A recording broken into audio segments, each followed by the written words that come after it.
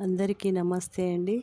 ఈరోజు యద్భావం తద్భవత్ అనే కథ తెలుసుకుందామండి.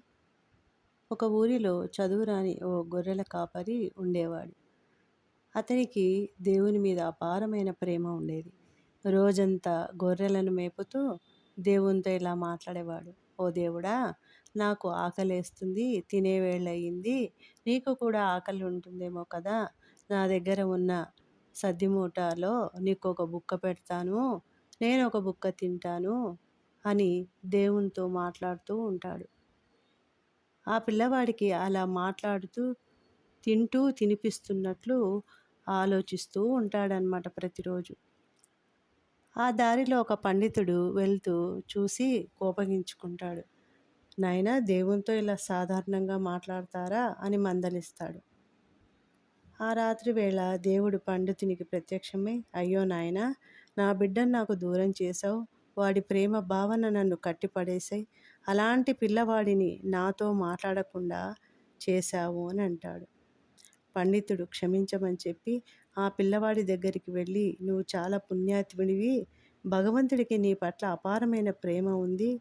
నువ్వు ప్రతిరోజులాగే నీ దేవుడిని పిలుచుకో నాయనా, నన్ను క్షమించు అని వెళ్ళిపోతాడు. ఆ పిల్లవాడు ఎక్కడ లేని ఆనందంతో మరలా తన భావనతో దేవుని పిలిచడం ప్రారంభిస్తాడు. దీనివల్ల మనకేం తెలుస్తుందంటే, భగవంతునికి ప్రేమ కావాలి. ప్రేమ అనేది చాలా ముఖ్యం. అందుకే చూడండి, పేరుకు చేసే పూజలు భగవంతుడు స్వీకరించారని కూడా పెద్దవాళ్ళు అంటారు.